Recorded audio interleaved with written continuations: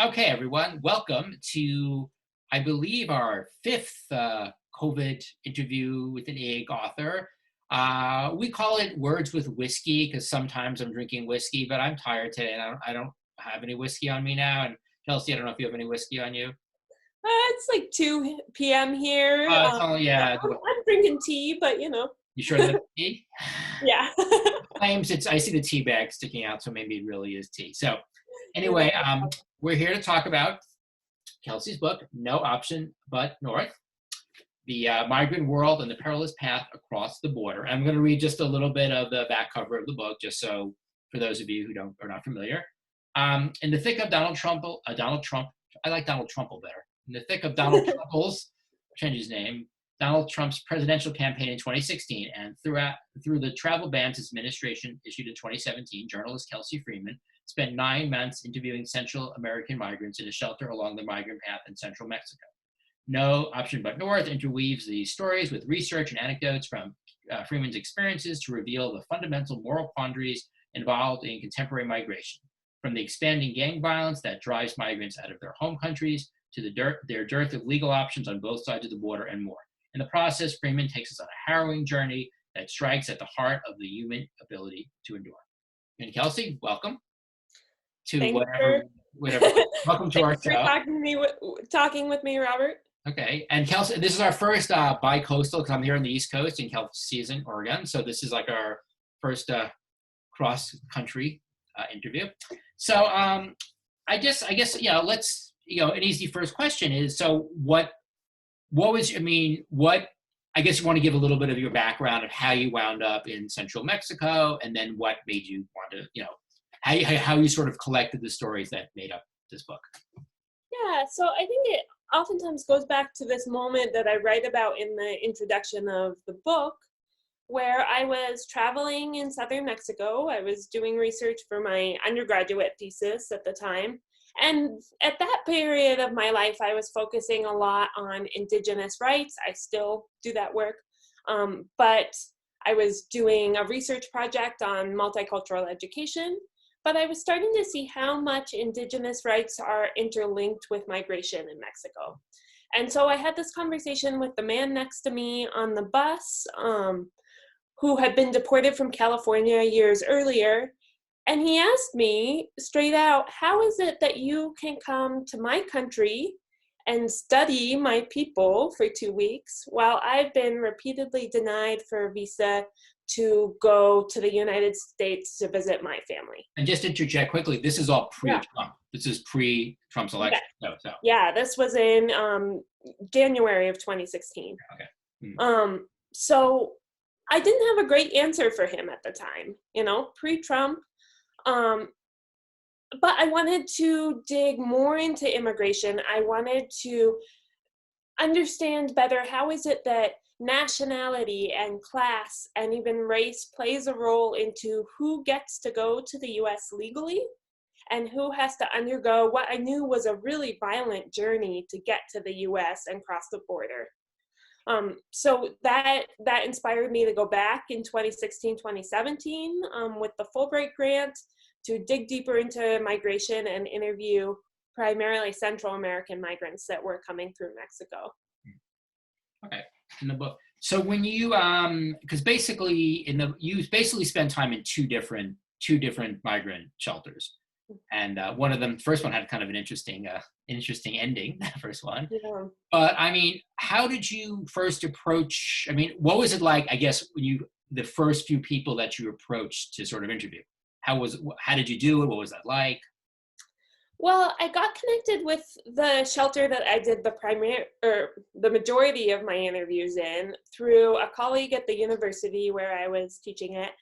So I got connected. I started spending evenings in the shelter. And for the first couple of months, I didn't really do formal interviews. I just had conversations with migrants coming through, got my footing, did a lot of background reading because I didn't want the burden of educating me about what realities people were facing to fall on the individual interviewee.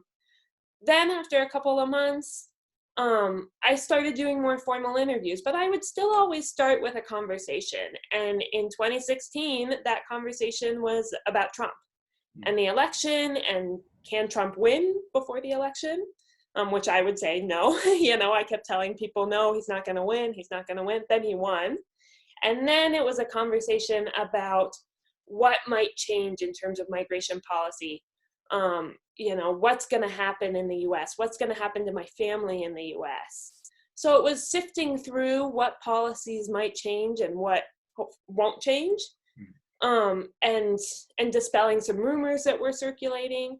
And that would usually build up enough comfort in the room that then people would start to kind of tell their individual stories. And I would ask, hey, do you want to be interviewed? Can I dig deeper into the details of your story with you? Were people, I mean, when you first approached, were they sort of like suspicious of you? Were they comfortable talking to you? I mean, what was it like literally sitting down like, hi, I'm Kelsey Freeman. I'm here to, It certainly felt strange at first, especially because for the most times that I was there, the director of the shelter, who had originally, connected me and said, yes, you should come, he usually wouldn't be there. So it would just be me with migrants, and it would be kind of on me to build up that level of comfort. So there was always a little bit of, okay, who is this person? But then once we started talking, and again, talking about politics primarily, that would ease, and the tension in the room would ease, and people would start to talk freely. Now, there were always, maybe one or two people that would go upstairs or go elsewhere, kind of be in the corner and didn't want to talk, and I would always respect that. I think that's so important because this is such a traumatic and, heavy journey that it's not like everyone is going to want to talk about it. What kind of turnover was there in the shelter? So say you would talk to, 5 migrants, would they be there for a day, a week, a month? What was the average turnaround? And before Most people would only be there for a day and would leave the next morning. And that was the shelter, the shelter that I spent the majority of the time at. That was their policy, that they could only stay 24 hours. Then I got connected with another shelter during the last 6 weeks that I was in central Mexico, which in the book I call El Refugio. That shelter, migrants could stay more long term. So that's how I got to know, like, the family that I write about in the book. I spent much more time with them. They'd be there for weeks, and so I'd spend a lot of more evening time with them versus the one day, which was the majority of migrants. When you were staying just when migrants could only stay in the first shelter for a day, was it hard? Because I imagine if people could stay for a few weeks, word could get out about people could talk about who you were. But if people were leaving every day, was there, like, did you almost have to start out new the next day because nobody was around that remembered you from the previous day? No. Yes, it was starting from scratch each day. With new people, yeah. Now, interesting enough, one of the things that I found really interesting, because the book is not just about, it's also about your, how you fit in as a white woman in this, in this situation. One of the things that I found very interesting in the book was you were teaching during this entire period, and because of your race, you were often, the university sort of wanted you as like the white face of the school at presentations, public things, and often you write about it in the book how you would be treated as, quote unquote, as an expert about what goes on in the school, though you knew next to nothing, and people who were experts were treated like not, the opposite. Somebody could be teaching there for 20 years and they weren't interested, but they would also, and it wasn't just doing public relations, it was also, they would ask you stuff about the curriculum as if you were an expert, and it was basically just because of your skin color. Yes, and I think that's such an important part of the story to me, because if we're talking about understanding the world of migration, and we're trying to understand the policies that put people in these horrible situations in the first place, I think we need to understand the ideas and the power dynamics that go into that. Going back to that first question, why as a white person and a US citizen, can I go anywhere while this man can't? So that was a big part of the book. And yes, when I was in Mexico, there were so many examples where I felt like my voice had a natural weight, or people viewed me as an expert on these topics that, I knew next to nothing about. And so I tried to push back against that because, Mexico, like the US and like countries all around the world, has, struggles with its own racist beginnings and racist hierarchies. In Mexico, the association is whiteness with intelligence or with progress, and American identity with that notion as well.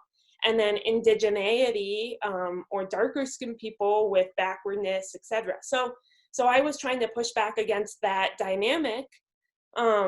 So, one example that I write about in the book is we had this professional development day when I was a teaching assistant at the university. And my boss asked me if I would give a speech to the staff and faculty about how I viewed the university. What did I think was working well? What things did I think should change? And that to me was such an unnatural, position to be in as a 22-year-old, 23-year-old person just out of college. It was absurd. But I think it speaks to the fact, to the ways in which white supremacy and white privilege plays out in different ways in different nations and in our consciousness too. And interesting enough, besides the university wanting to push you as like a white face, when you presented in front of audiences, did you find that the audiences in general also reacted to you because, oh, you're a white person, you somehow are better or whatever you want to call it? So did you find the audiences also reacted to you as if you were some sort of expert because of your skin color? Yes, I think that's the sense I got. Now, I'm sure there's, a wide range of individual reactions and such. But overall, yeah, that's the sense I got, that no one was pushing actively or vocally pushing back on this, saying, what, she's, she arrived 3 months ago. What does she know about this university? Whereas I felt like I should have been. I should have received that kind of pushback. Well, they wouldn't have probably put you, I'm sure they knew what they were doing. They wouldn't have put you up there, if they didn't think you, which is, and it's interesting. I mean, this is obviously pretty much the complete opposite reaction with if roles were reversed. If a Mexican American came to, maybe a university in America would do it just to show how diverse they are, but you can see, but it would, it would not be the audience reaction might be very different. Exactly, and that's the point I wanted to make, is that for immigrants going to the US, their expertise and their knowledge often gets completely erased once they enter, and especially if they don't have papers, then they're doing, these really hard labor jobs often for way less than is reasonable or decent. So that's a dynamic at play as well. So I wanted to highlight that while I go to Mexico and get propped up as this unnatural expert, immigrants coming to the US are having their expertise and their knowledge erased or ignored. I mentioned that you were basically at two different migrant shelters, and your experience at the first one, I think, dovetails nicely with one of the big issues in immigration, which is the role of organized crime. So can you tell us a little bit about sort of what happened to you, the surprise you had working at the first shelter, and how that kind of ties into the larger issue of organized crime in migration? Yeah, so organized crime plays a huge role in this story in a couple ways, in terms of, first of all, driving people to flee, and then also in terms of the ways in which Central American migrants in particular are targeted by cartel members in Mexico. So I saw that play out in a way. Like you said, I had been going to this shelter that I call El Albergue in the book for the majority of my time, spent my evenings there. Then I started going to this longer term shelter, El Refugio. And there came a day where the director of El Refugio told me, oh, you shouldn't be going to that other shelter. I used to work with the director. He told me this long story where basically the premise of it was that the director of the other shelter was allegedly tied up in organized crime, possibly even selling migrants into human trafficking. Whereas, normally it's the migrants that pay to be trafficked, right? Or to pay for a guide to take them across the border. Okay. But when people are paying for bodies or paying for humans, it's for a number of nefarious reasons, right? And so that to me was so tragic, because even if this isn't true, I spoke to a number of migrants that I was still in touch with about it, and they said, oh yeah, that happens. It happens that sometimes shelters are corrupt or that they're not safe. It was nothing strange to them. So to me, it points to the fact that if even the supposed refuges, where supposed safe places for migrants, aren't safe, it's just emblematic of the dangers that migrants take on in this journey. Yeah. And I like the way you wrote about it in the book, because there is a little part in the book where you're worried that, is your life in danger? You literally get paranoid, and you talk to your father, you talk to the Fulbright people, and it's a little, it's the exciting part of the book. But at this, the chase part. But interesting enough, you write later on in the book that, how, like, even as a white person, you're like, was I really ever in danger?